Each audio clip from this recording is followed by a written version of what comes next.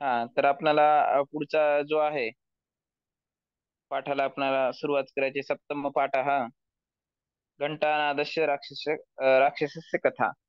पुढची जी आहे यावर पण सेम त्याच पद्धतीने आपल्याला प्रश्न असणार आहेत, की कथा आहे, कथेवरती आधारित प्रश्न विचारले जातील. ओके, तर अशा प्रकारचं याचं स्वरूप आहे. तर पहा, आपण सुरू करूयात आणि तुमच्याकडून वाचून घ्यायचं आहे नंतर. पुराहा वरदा नाम नगरी असेल. पूर्वी वरदा नावाची एक नगरी होती. तस्य समीपे आम्रकुटः पर्वतः आसीत्. तर त्याजवळ आम्रकूट नावाचा एक पर्वत होता.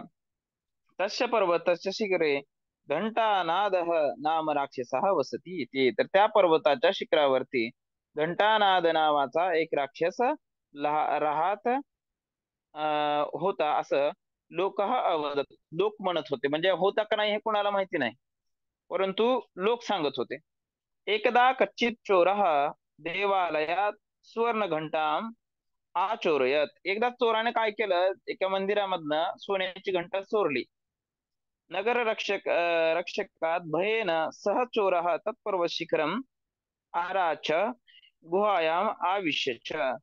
तर मग आता शहरातील जे काही पोलीस आहेत ते त्याच्या मागे लागले, आणि मागे लागल्यानंतर त्या भीतीपोटी तो त्या पर्वताच्या एका शिखरावरती गेला आणि त्या गुहेमध्ये जाऊन त्याने काय केलं, गुहायाम आविशत, तर त्या गुहेमध्ये जाऊन तो लपला. तत्र कच्चित व्याघ्रः तम अपश्यत अभक्षयत. तर त्या ठिकाणी एक वाघ होता, ह्याला माहितीच नाही त्या गुहेमध्ये वाघ आहे म्हणून. आणि त्याने काय केलं, व्याघ्र हतम अपश्यत अभक्षयत, तर त्याला पाहिलं आणि तुझं भक्षण केलं, अर्थात त्याला खाऊन टाकलं. चोरस्य हस्तात पतिता घंटा वानरः अपश्यत अगृह्णात. मग चोराच्या हातातील जी घंटा होती ती वानराने पाहिली आणि घेतली. एकः वानरः महता कौतुकेन तया घंटायाः नादम अकरोत. मग आता वानराला तर माहिती आहे तुम्हाला, वानराच्या हातात एखादी वस्तू पडली की ते त्या वस्तूचा म्हणजे सर्व प्रकारे निरखून पाहतात. एक खूप छान सुभाषित आहे, सुभाषितात सुद्धा सांगितलेलं आहे. एकदा वानराच्या हातामध्ये एक अतिशय मौल्यवान असं हिरा, हे रत्न त्याला सापडलं. मग त्याने काय केलं, पहिल्यांदा चावलं त्या हिऱ्याला, नंतर त्याला चाखलं, चाटून पाहिलं, त्याची काही टेस्ट लागली नाही. चावून पाहिलं, पुन्हा आपटलं, परंतु तरीही त्यात काय आपटून पुन्हा टेस्ट करून पाहिली, पण त्यात काही बदल झाला नाही. शेवटी त्याला एवढा राग आला आणि त्याने लांब असं भिरकावून मारलं. ती लागलं एका व्यक्तीला, आणि व्यक्तीच्या डोक्याला असलं म्हणजे मोठा मार बसला, परंतु ते हिरा चमकत आहे हे पाहिलं, त्याने हातात घेतलं आणि त्याला मार लागलेलं विसरून गेला, नाचायला सुरुवात केला. म्हणजे थोडक्यात सांगायचं झालं तर वानरांना त्याचं काय महत्व, तसं वानरांना घंटी सापडल्यानंतर घंटी त्यांनी पाहायला सुरुवात केली, कसं वाजते काय नाही, नादम अकरोत. अन्य अपि वानरः क्रमशः तया घंटाया नादम अकुर्वन्. दुसरे ते एकमेकात हातात घ्यायचे आणि ते घंटी वाजवून बघायचे. नगरे जनाः तं नादं कर्णाभ्याम अशृण्वत् परस्परम् आवदत् च शृणु घंटानादः नाम राक्षसा मनुष्यः खादती घंटानादम च करोति. मग आता गावातील जे लोक होते, त्या शहरातील लोक, त्यांना माहितीच नाही माकडं वाजवतायत म्हणून. त्यांना वाटलं पर्वताच्या शिखरावरती कोणता तरी घंटानाद नावाचा म्हणजे राक्षस राहतो आणि तो लोकांना खातो घंटी वाजवून. सर्वे नागरिकाः भयेन व्याकुलाः अभवत्. मग सर्व नागरिकांमध्ये भीती निर्माण झाली. परम एकः चतुरः मनुष्यः शंकाया पंडिताः अभवत् अचिंतयच्च असमये पुन्हा पुन्हा च राक्षसा घंटाया किमर्थम नादम कुर्वत. परंतु काही लोक असतात बघा शंकेखोर, कधी कधी शंका घेतलेली चांगली पण असते. म्हणून चाणक्य सुद्धा सांगतात शंका व्यक्तीने घेतली पाहिजे. म्हणून एक सुभाषितात सुद्धा आलेला आहे, अत्याद्रो भवदात्र कार्यकारण वर्जिताः तत्र शंका प्रकर्तव्या परिणामे सुखावह. व्यक्तीचा जर एखादा व्यक्ती विनाकारण अति आदर करू लागला तर त्या ठिकाणी शंका घेतली पाहिजे का, तर परिणाम त्याचा सुखकारक होऊ शकतो शंका घेतली तर, असं चाणक्य सांगतात. का, कारण की त्या व्यक्तीचं काहीतरी काम असू शकतं, त्यामुळेच आपला अति आदर करतो. काम झाला की राम राम असं होऊ नये म्हणून या ठिकाणी जसं अति शंका करणारे पण लोक काही वेळेस चांगलं असतं शंका करणं. तर अशा पद्धतीनं त्या नगरामध्ये पण एक शंका करणारा व्यक्ती होता. तो एका विद्वानाकडे गेला आणि त्या विद्वानाला विचारलं त्याने, किंवा असं अवेळीच कसं काय घंटी वाजायला सुरुवात होते, म्हणजे असं वेळ नाही काळ नाही, कधी पण घंटी वाजायला सुरुवात होते, असं कसं काय होऊ शकतं, घंटी कसं काय तो राक्षस वाजवतो, असं तो जो असतो विद्वानाला तो विचारतो. पुढे पहा काय होतं. हा,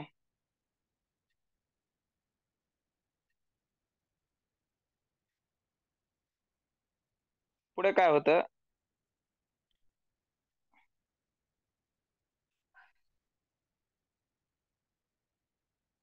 हा, तर तो विचार करतो, निश्चितम मर्कटा हा एव घंटा या खेळती ती. मग असं अवेळी घंटे वाजवतात याचा अर्थ नक्कीच तो तर्क लावतो. तर्क पण कधी कधी काम करतं.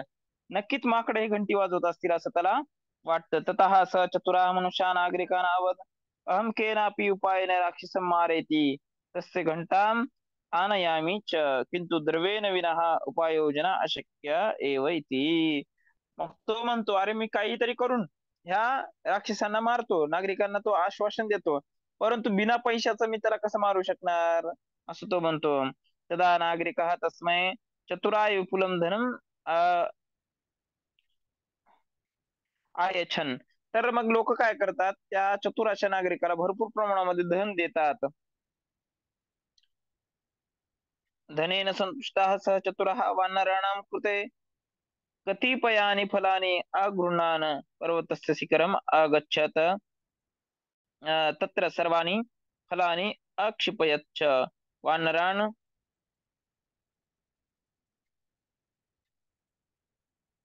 वानरान् फलानि अपश्यत् घंटाम् अत्यजत् फलानि अगृह्णन् भक्षणार्थं दूरम अधावत च. मग पहा तो काय करतो, त्या शिखरावरती जातो आणि शिखरावरती गेल्यास तिथं सर्वत्र फळ काय करतो, अक्षिपत म्हणजे सर्वत्र फळ पसरवतो. वानर हे फळ पाहतात आणि घंटी सोडून देतात आणि फळ घेण्यासाठी पळू लागतात. आणि खाण्यासाठी पहा, वानरांना तुम्हाला माहिती आहे, वानर ते फळ वगैरे दिसले तर जेवढे भेटतात तेवढे घेतात आणि पळू लागतात. ते तशा प्रकारे त्यांनी खात खात ते जे फळ आहेत ते पळू लागले. चतुराह घंटाया सह ग्राम आधावत. तो चतुर जो आहे व्यक्ती, त्याने घंटी घेतली आणि तो गावाकडे परत आला. नागरिकान घंटाम अदर्शयत अवदच्च मया सह घंटानादनाम राक्षसा महत्या युक्त्या केवलेन कष्टेन मारिता इति. तो नागरिकांना सांगतो, अरे मी खूप कष्टाने त्या घंटानाद नावाच्या राक्षसाला मारलेला आहे. सर्व नागरिक आनंदेन नृत्यत. मग सर्व नागरिक जो आहेत ते नाचू लागतात, म्हणजे याचा जय जयकार करतात थोडक्यात सांगायचं झालं तर. म्हणून पहा, चतुर्याने संकटावर आपण मात केली पाहिजे, हे या कथेचं.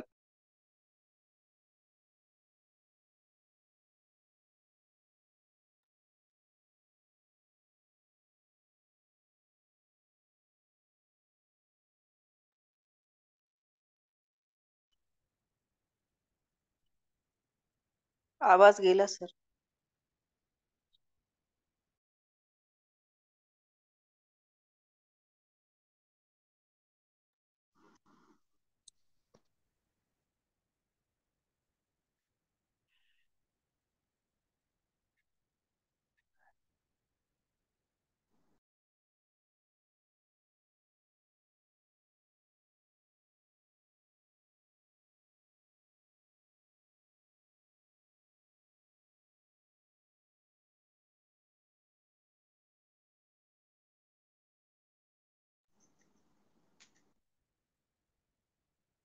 हॅलो, आवाज येत आहे सर्वांना? हो सर. हॅलो. हा, हो तर येत. अशा पद्धतीने याच्यावरती आपल्याला म्हणजे याचं स्वरूप आहे. तर पहा, पुरा हा किम नाम नगरी आसीत. उत्तर द्या.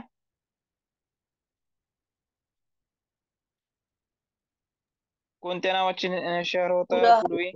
पुरा वरदा नाम नगरी आसी. तर अशा पद्धतीचे यावरती प्रश्न असतात. इथं पण आलेला आहे, पुरा वर्धा नाम नगरी आसीत. पुरा वर्धा नाम नगरी कस्य समीपे अस्ति? आम्रकुट पुरा नगरी वर्धा नगरी पुरा वर्धा नगरी आम्रकुट आम्रकूट पर्वतस्य पर्वतः समीपे आसीत्. पर्वतस्य पर्वतस्य हा, पुरा पर्वतस्य वर्धा समीपे. आसीत्. हा, तर अशा पद्धतीनं यावरती आपल्याला प्रश्न असणार आहेत. ओके. तर पुढे काय आहे, कर्ता क्रियापद. कर्ता क्रियापद भूतकाळी. बाल हा आसीत. हा, तर भूतकाळात जे क्रियापद लागलेलं असतं त्याला या ठिकाणी लागलेला आहे बघा, इथं बालाह आसीत, मुले होते, बालाह आसीत, म्हणजे बहुवचनामध्ये बालाह आसीत होतं आणि एक वचनामध्ये बालः आसीत होतं. फलम अपतत, फळ पडतात, फला आणि अपतन, तसं न होतं बहुवचनामध्ये. मेघः अवर्षयत, मेघाः अवर्षन्. तर अशा पद्धतीनं एक वचनी अनेक वचनी हे शब्द इथं बनत असतात. ओके. तर अशा पद्धतीचे याचं स्वरूप दिलेलं आहे. जसं आता खाली पण पहा, गुरु शिष्येन सह गच्छति, गुरवाह म्हणजे अनेक गुरु आलेले आहेत, गुरु गुरु गुरवाह असं आहे. अनेक वचनी वाक्य कसं तयार होतं बघा, गुरु शिष्येन सह गच्छति, अनेक वचनी वाचा तुम्ही. गुरुवः शिष्यैः सह गच्छन्ति. गच्छन्ति, अंती प्रत्यय लागला इथं. बालकाः मुखेन जलं पिबती, बालकाः मुखैः जलं पिबन्ति. पिबन्ति बरोबर आहे. बालकाः कन्दुकेन क्रीडति, बालकाः कन्दुकैः क्रीडन्ति. बालाः बालाः बालाः. हा, तुम्ही बालका म्हणलं म्हणून मी बालका. हा, बालः, बालका एक वचन झाला, हा, अनेक वचनी बालाः बालाः कन्दुकैः क्रीडन्ति. क्रीडन्ति. शिष्याः गुरुणा सह गच्छति, शिष्याः गुरुभिः सह गच्छन्ति. तर अशा पद्धतीनं याचं एकवचनीचं बहुवचनी आपल्याला वाक्य तयार करता येतात. इथून पुढे सुभाषित आहे. तर सुभाषिताचे अर्थ अपेक्षित आहेत, तुम्हाला अगोदर सांगितलेलं आहे. काय म्हणलेला पहिला सुभाषित काय म्हणतो, काव्यशास्त्र विनोदेन कालो गच्छति धीमतान्, व्यसने तु मूर्खानां निद्रया कलहेन वा.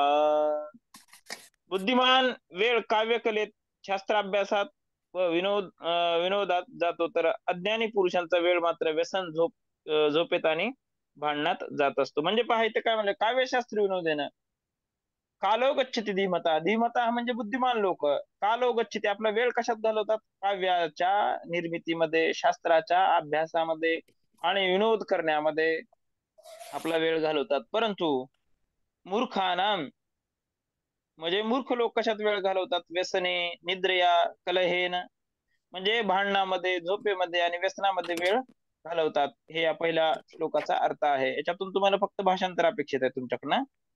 पुढचे पहा, सुभाषित काय म्हणतो, श्रोत्रं श्रुतेने वनकुंडलेन, दानेन पानेरण तुकंकनेन, विभाति काया खलु सज्जनानां, परोपकारेण च चंदनेन. श्रोत्रं श्रुतेने वनकुंडलेन, बघा इथं काय म्हणलेलं आहे, याचा अर्थ एकदम सोपा अर्थ आहे. श्रोत्र म्हणजे काय सांगा बरं तुम्ही. कान. कान बरोबर आहे. श्रुतेने वनकुंडलेन, कानाची खरी शोभा कानामध्ये मोठमोठे कुंडल घालण्यामध्ये नाही, तर कानाची खरी शोभा कशात आहे, तर चांगल्या गोष्टी ऐकण्यामध्ये आहे. दानेन पानेन तु कंकनेन, मोठमोठे बांगड्या, सोने चांदी इत्यादी धातूपासून बनवलेल्या बांगड्या हातामध्ये घातलेल्या आहेत, तर हे खरं हाताचं भूषण नाही. तर हाताचं भूषण कसं काय आहे, इथं हातासाठी शब्द कोणता आलेला आहे, दानेनं, दान करण्यासाठी. हातासाठी शब्द कोणता आलेला आहे पाणी, बोला, पाणीनं. पाणी. पाणी लक्षात आलं. हा, तर पाणी शब्द लक्षात ठेवा, कारण की बऱ्याच वेळेस आपल्याला श्लोक येत असतं एक्झामला, तुम्हाला अर्थ स्वतः लिहायचा आहे. दानेन पाणी न तू कंकनेन, म्हणजे हाताची शोभा कशा नाही, काकणं वगैरे घातल्यामध्ये नाही, कडे वगैरे घालण्यामध्ये नाही, तर दान देण्यामध्ये असं म्हणतात. विभाती काया खलु सज्जनानाम, असं सज्जन लोकांची जे शरीर आहे कशासाठी असतं, परोपकारेन नच चंदनेन, म्हणजे फक्त शरीरावरती खूप मोठा चंदनाचा लेप लावलेला आहे, परंतु परोपकार करत नाही. तर अशी म्हणजे सज्जन लोक नसतात, तर सज्जनांची काया खऱ्या अर्थाने परोपकारासाठी असते, फक्त चंदन अंगाला लावण्यासाठी नाही. शशिनाच निशा, निशायाच शशी, शशिना निशायाच विभाति नवसाः, मनिना वलयं वलयवेन मनीः, मनिना वलयेन विभाति कराः. काय म्हणलेलं आहे पहा या ठिकाणी, अर्थ वाचा, कोण वाचेल. हा, चंद्रामुळे रात्रीची तर चंद्रामुळे रात्रीची तर रात्रीमुळे चंद्राची शोभा वाढत असते. आकाशाची शोभा ही चंद्र व रात्री या दोघांमुळे असते. तसेच मण्यांमुळे हस्तबंधाची तर हस्तबंधामुळे मण्यांची शोभा वाढत असते. त्याही पेक्षा हाताची शोभा ही मणी व हस्तबंध या दोघांमुळे असते. ओके, त्याच्यातला कोणता शब्द समजला नाही असं कोण आहे का त्यांना काही कळालं नाही याच्यातला शब्द एखादा? बोला दुसरे विद्यार्थी जे आहेत सर, दुसरे एक मॅडम आहेत आणखीन वलयम या म्हणजे काय होतं? श्लोकामध्ये. काय वलयम वलयम? वलय म्हणजे बघा इथं काय म्हणलेलं आहे, मनीना हा वलयम वलयेन मनीही, म्हणजे हाताची जी शोभा आहे. हस्तबंध, हस्तबंध म्हणजे काय, आपण जे हाताला एखादं वलय अर्थात दोरा गुंडाळणे म्हणतो ना, गुंडाळणे, हम्म. त्या अर्थाने होतं. मनीना वलयम म्हणजे एक ब्रासलेट असतं ना, ब्रासलेट, त्याला वलय म्हणतो आपण. ब्रासलेटचं वलय गोल तयार होतं ना, राऊंड, कडक किंवा त्याला वलय वलय. म्हणलेलं. कडक कडक कडक टाईप मध्ये. पण मणिबंध हा म्हणजे मण्यापासून बनवलेलं जे असतं ना ब्रासलेट, तशा टाईप मध्ये. आता पूर्ण याचा अर्थ सांगतो मी. शशिनाच निशा, रात्रीमुळं चंद्र शोभून दिसतो. निशाच रात्री. आणि चंद्र म्हणजे बघा पहिल्या ओळीत काय म्हणलेलं आहे, चंद्रामुळे रात्र शोभून दिसते आणि रात्रीमुळे चंद्र शोभून दिसतो. शशिना निशाची विभाती न बसाहा, आकाशाची शोभा चंद्र व रात्री या दोन्हीमुळे आहे. मणिना वलय वलयेन मनीही, आणि हातामध्ये घातलेलं जे ब्रासलेट आपल्या भाषेत जर सांगायचं झालं तर जे काही वलय असणारा हस्तबंध ज्याला आपण म्हणतो, किंवा आपल्या आजच्या भाषेत जर सांगायचं झालं इंग्रजीमध्ये ब्रासलेट असं आपण म्हणतो, तर किंवा धागा दोरा आपल्या इथे म्हणतात काही मोळी, तर हाताला बांधलेल्या त्या मोळीमुळे हात शोभून दिसतो आणि हातामुळं ते मणी शोभून दिसतात. त्याही पेक्षा हाताची शोभा मणी व हस्तबंध या दोहामुळे दिसते. म्हणून हात पण शोभून कशामुळे दिसतो, मणी आणि हस्तबंध म्हणजे ते ब्रासलेट आणि त्याच्यामध्ये असणारे मणी, यामुळे ते शोभून दिसतात, असे याचा अर्थ आहे. ओके, विभाती आणखी म्हणजे समजलं नाही? विभाती म्हणजे शोभणे ना? कुठं आलेला आहे शब्द? हा हा, मनी ना वलयेन विभाती करह, बरोबर आहे, शोभणे या अर्थाने, विभाती शोभून दिसणे, करह म्हणजे हात. ओके, आणखीन काही प्रश्न? नाही सर. पुढचा घेऊ सुभाषित. ओके, हो. पहा काय म्हणलेलं पुढच्या सुभाषित. रामाय रामभद्राय रामचंद्राय वेदसे रघुनाथाय नाथाय सीताय पतये नमः. काय म्हणलेला पहा, हितकर चंद्रस्वरूप व गुणवंत अशा रघुकुळाचे मुकुट स्वरूप असणाऱ्या जगन्नाथाला म्हणजे सीतेचा पती श्रीरामाला आम्ही नमस्कार करतो. रामाचेच नाव आलेले आहेत. आणि रामाय रामभद्राय रामचंद्राय वेदसे, रामाचे वेगवेगळे नावांचा पण उल्लेख या ठिकाणी केले. रघुनाथाय नाथाय सीताय पतये नमः, सीतापती म्हणजे हितकर असणारे, चंद्रस्वरूप रामचंद्र म्हणजे चंद्रस्वरूप असणारे, वेदसे रघुनाथाय म्हणजे गुणवंत असणारे, रघुनाथ असणारे, रघुकुळाचे टिळक अर्थात रघुनाथ, रघुकुळाचे नाथ असणारे, नाथाय म्हणजे मुकुटमणी असणारे, सीताय पतये सीतेचे पती असणारे त्या नमः, त्या श्रीरामाला. इथे श्रीरामाचा उल्लेख केलेला नाही, परंतु तुम्हाला समजण्यासाठी खालच्या ओळीमध्ये दिलेला आहे. सीताय पतये नमः म्हणजे सीतेचा पतीला मी नमस्कार करतो, असं एवढंच सुभाषितात सांगितलेलं आहे, परंतु समजण्यासाठी श्रीरामाला असं सुभाषिताचा अर्थ देत असताना केलेला आहे. ओके, याच्यात काही प्रश्न असेल तर विचारा. हा, तर सर आपण पुढचा भद्राय सुभाषित म्हणजे घेऊया. काय म्हणता? भद्राय म्हणजे काय? राम भद्राय, राम भद्र म्हणजे चांगला, लक्षात आलं? भद्र म्हणजे चांगलं स्वरूप असणार, चंद्र स्वरूप, गुणवंत असणारा, भद्र म्हणजे गुणवंत असणारा या अर्थाने. लक्षात आलं? भद्र स्वरूप आपण म्हणतो ना, भद्रम करणे विशृणुयामदेव, म्हणजे सर्व काही चांगलं व्हावं. भद्र म्हणजे चांगलं, भला माणूस, चांगला माणूस या अर्थाने असं गुणवंत. ओके, आणखीन काही? ठीक आहे.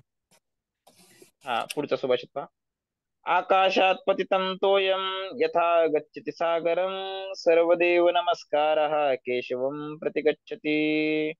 आकाशातून पडलेलं पाणी ज्याप्रमाणे समुद्राला जाऊन मिळतं, त्याप्रमाणे सर्व देवांना केलेला नमस्कार केशवाकडेच जातो. म्हणजे पहा, आपल्या आपल्या इष्ट देवतेला वंदन केलेलं आहे. जसं आपण एक इष्ट मानतो, कोणाला जरी नमस्कार केला तरी त्या इष्टालाच जाऊन पोहोचतो. अर्थात आपला जो आवडता देव आहे, आपला प्रिय देव आहे, जो आपला म्हणजे ज्याच्यावरती आपली श्रद्धा आहे, तर त्याच देवाला आपला नमस्कार पोहोचतो, असं थोडक्यात त्या ठिकाणी म्हणायचं आहे. सुभाषितकारांचा जो प्रिय आहे किंवा इष्ट देव आहे तो केशव आहे.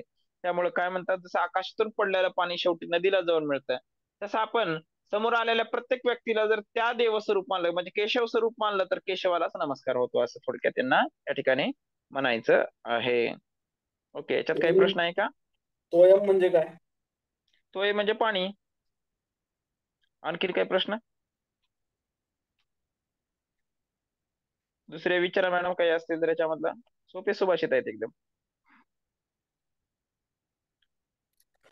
प्रति म्हणजे कडे. ओके, पुढचं घेऊ सुभाषित मग. हो. हो. हा. क्षमा शस्त्रम करे यस्य दृष्टस्तस्य करोति किम अतृणेन पतितो वन्नी विनाशायेन शम्यति. काय म्हणलेलं पहा मॅडम, वाचा आहे, अर्थ वाचा. मी कसं हा वाचा. हा ज्याच्या हातात क्षमारूपी शस्त्र आहे त्याचं दुर्जन काय बिघडू शकणार? अर्थात काहीही नाही. ज्याप्रमाणे गवत नसणाऱ्या ठिकाणी पडलेली अग्नी प्रयत्न न करताच विझते. बरोबर आहे. इथं काय म्हणलेलं आहे, क्षमा शस्त्रम करे यस्य दृष्टस्य करोति किम. जो व्यक्ती क्षमाशील आहे, क्षमा हा ज्याचा गुण आहे, क्षमा करणे हा ज्याचा गुण आहे, त्याला दुर्जन काय करू शकणार? म्हणजे थोडक्यात त्या व्यक्तीला काही करू शकत नाहीत, कारण की तो त्याला किती जरी त्रास दिला सज्जनाला, तर तो क्षमा हा गुण असल्यामुळे त्याला काहीच करणार नाही, प्रतिक्रियाच देणार नाही. तुणे पतिते वन्नी, आणि उदाहरण दिलेले यासाठी, जर जिथं गवतच नाही तिथं जर अग्नी पडला तर कशाला जाळ लागेल? अर्थात म्हणजे लागणार नाही. बरोबर आहे. विनाशायास म्हणजे शम्यती, अर्थात काही न करता तो शांत होईल. पुढचा सुभाषित पहा. पतितो म्हणजे सर, पतितो यातलं पतितोचं शब्द काय? हा, पतितो पतितो वन्नी. वन्नी, पडला पडला. काय म्हणलं, अतृणे जिथं पडणे, पडणे अर्थाने पतितो म्हणजे पडणे. आणि वन्नी म्हणजे? वन्नी म्हणजे अग्नी. अग्नी, वन्नी, वन्नी म्हणजे अग्नी. ओके, आणखीन काही याच्यातला प्रश्न शब्द विचारायचा असेल विचारा. जे शब्द तुम्हाला समजत नाही ते विचारा, आणि तिथंच तुमच्या नोट्स मध्ये लिहून घ्या, म्हणजे तुम्हाला त्याचा अर्थ लगेच ताबडतोब कळून जाईल. ओके, पुढचा घेऊ सुभाषित. हो सर. विदेशेषु धनं विद्या व्यसनेषु च धनं मतिः परलोके धनं धर्मः शीलं सर्वत्र वेधनं. सॉरी, विदेशेषु धनं विद्या व्यसनेषु धनं मतिः परलोके धनं धर्मः शीलं सर्वत्र वेधनं. खरं धन कशाला म्हणलेलं आहे हे सांगितलेलं आहे. कुठं कोणतं धन, पैसा ज्याला आपण म्हणतो, किंवा धन किंवा पैसाच म्हणजे धन आहे असं नाही, तर विद्या धन असतं, धर्म सुद्धा धन आहे, चारित्र्य सुद्धा धन आहे, आणि निर्व्यसनी असणं हे सुद्धा धन आहे. बघा काय म्हणलेलं आहे, परप्रांतात विद्या हे धन अप्रमाणे मौलिक आहे, संकटकाळी सद्बुद्धी मौलिक असते, व परलोकात धर्म हा मौलिक असतो, तर सदाचार हे सर्वासाठी मोलाचे ठरते. अर्थात सदाचार हा सर्वात मोठा धर्म आहे, असं सुभाषितकाराला या ठिकाणी म्हणायचं आहे. म्हणजे आपण दुसऱ्या देशात गेल्यानंतर आपलं खरं धन काय, तर आपलं नॉलेज, ज्ञान. आणि संकटात व्यसनेशू म्हणजे संकटात ज्यावेळेस सापडतो त्यावेळेस सद्बुद्धी म्हणजे चांगली बुद्धी राहणं खूप गरजेचं आहे. नाहीतर संकटात सापडल्यानंतर नेहमी दुर्बुद्धी सुस्तीर आणखी संकट आपल्याला ओढून आपण घेत असतो. आणि परलोकात अर्थात परलोक म्हणजे काय, तर आध्यात्मिक लोकांच्या बाबतीत या ठिकाणी केलं, तिथं धर्म काय, म्हणजे खऱ्या अर्थाने तिथं मौलिक महत्वाचं काय ठरतं, तुम्ही केलेलं धर्म, तुम्ही केलेलं पुण्य हे त्या ठिकाणी महत्वाचं आहे. शीलम सर्वत्र वैधनम, आणि जगात सर्वात मोठं धन काय, तर आपलं चारित्र्य हे सर्वात मोठं धन आहे, असं सुभाषित करायला सांगायचं आहे. ओके, याच्यात काही समजलं नाही शब्दाचा विचारा.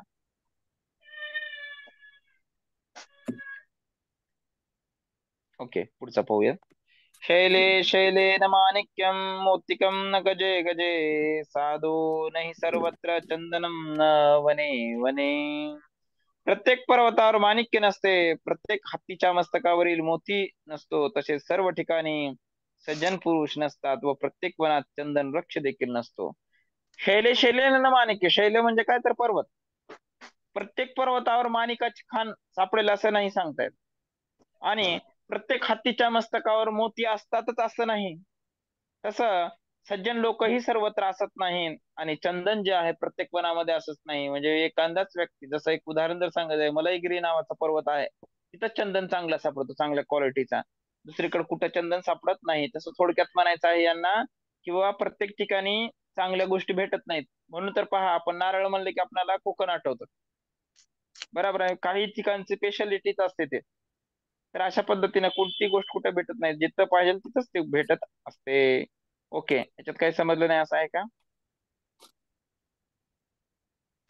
समजलं सर. ओके, शैल्या म्हणजे पुढचा तर एकदम पर्वती. सोपा. शैल म्हणजे पर्वत. श्रीशैल्य पर्वत तुम्ही ऐकलंय, शैल म्हणजे पर्वत. ओके, आणखीन काय? पुढचा सुभाषित तर एकदम सोपा आहे. रामो साधू म्हणजे राज. साधू. बोला. साधू म्हणजे साधने ना. साधव नाही ना, साधने नाही. साधव म्हणजे सज्जन. साधव म्हणजे सज्जन लोक, सज्जन लोक. आणखीन काही विचारायचे विचारा सर. ओके सर, ठीक आहे. पुढचा सुभाषित पहा. रामो राजमणी सदा विजयते, रामं रमेशं भजे. रामेणाभिहता निशाचर चमू, रामाय तस्मै नमः. रामान्नास्ति परायणं परतरं, रामस्य दासोऽस्म्यहम्. रामे चित्तलया सदा भवतु मे, भो राम माम उद्धर. तर इथं रामचंद्राची स्तुती केलेली आहे. रामाचे वेगवेगळे नाव आले आहेत. आणखीन या श्लोकाचं वैशिष्ट्य आहे, राम जो शब्द आहे ना, राम राम, राम रामो रामा हा प्रथमा, त्याच्यात सगळे रूप आलेले आहेत राम शब्दाचे. सर्व रूप जे आपण म्हणतो राम शब्दाचे, रामो आलेला आहे, राम हा आलेला आहे, रामम आलेला आहे, बरोबर आहे, रामेन आलेला आहे, रामात आलेला आहे, सगळे शब्द आलेले आहेत सगळे. परंतु याचा अर्थ पहा काय म्हणतो. राजसमूहात शिरोमणी रूप असलेल्या श्रीराम सतत विजयी असो. म्हणजे रामो राजमणी सदा विजयते. राम राजा म्हणून सर्वत्र विजयी राहोत. रामेनाभिहता निशाचरतमो, रामाय तस्मै नमः. त्या सीतापती रामाची भक्तिपूर्वक आराधना करतो, ज्याने निशाचरांचा वध केला. म्हणजे जे निशाचर आहेत त्या राक्षसांचा वध श्रीरामाने केला. रामा नास्ति परायणम परतरम, रामस्य दासोऽस्म्यहम्. त्या रामाला मी नमस्कार करतो असं म्हणतात. आणि रामांना सोडून दुसरा कोणताही मार्ग श्रेष्ठ नाही.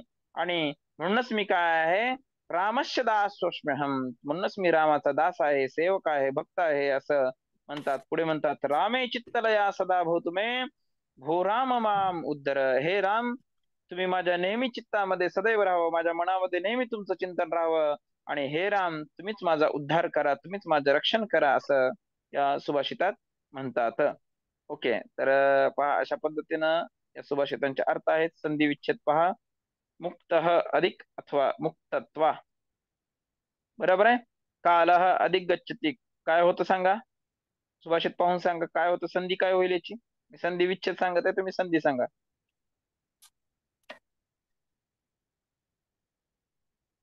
कालो सुभाषितात आलेले गच्छति. आहे बघा.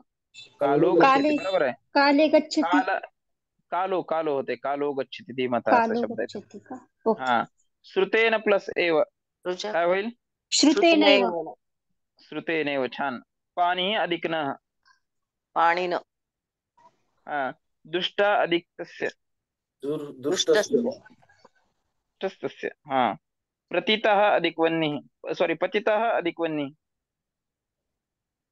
पतितो वह्नि. हा, छान. पतितो वह्निः. विना अधिक आयासेन, विनाश. विनाशायेन. विनाशायेन. साधवः अधिक न, साधवो साधवो नो. हा. न हि रामः अधिक साधव. छान. रामः अधिक राजमणी. रामो राजमणी. बघा इथं विसर्गाचं काय झालेलं आहे, ओ झालेलं आहे, रामो झालेलं आहे. लक्षात आलं. रामेन अधिक अभिहता. अभि काय पुढे सर. अभिहता, रामेन अधिक अभिहता. अभिहता. रामेण अभिहता. रामेण अभिहता. रामेन अभिहता. इथं बघा अचा काना झालेला आहे, काना. लक्षात आलं, एक मात्र राहिलेली कानाची. अभिहता. पुढे पहा. निशाचर चमू रामाय.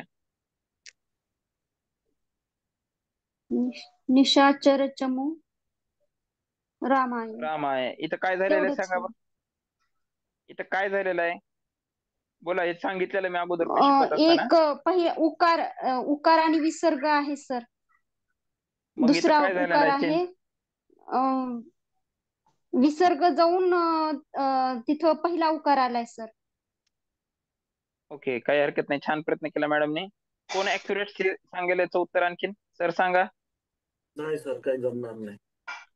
मी निशा सांगितलेलं होतं ना सर तुम्हाला अगोदर मी. हा बोला निश- मॅडम, बोला.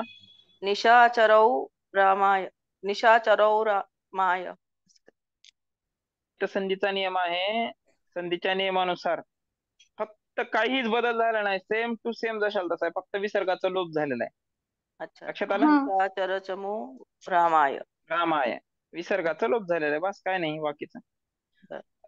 पुढे काय म्हणलं बघा, रामात अधिक न अधिक असते. रामात नास्ति. रामान नसते, रामात नसते नाही, रामान नसते. अच्छा, रामान नास्ति. रामान नसते. तचा नळ झालेला आहे, डबल न. हा हा लक्षात आलं? हा हा. रामान नसते. दा दासः अधिक अस्मि अधिक अहम. दासोस्म्यहम. दासोस्म्यहम, छान. दासोस्हम. दासोस्म्यहम असं होता. माम अधिक उद्धर. मामुद्धर. मामुद्धर. मामुद्धर. हा, तर इथं काय झालेलं आहे, मच्या पुढे उ आलेला, त्याचा उकार झालेला आहे. हा, मामुद्धर असं झालेलं आहे. ओके, तर अशा पद्धतीनं आपला इथपर्यंत भाग आज झालेला आहे, अष्टम पाठ हा पर्यंतचा. तर आपलं जे आहे उद्या लेक्चर होणार नाही, आणि परवा लेक्चर परवा राहील आपलं.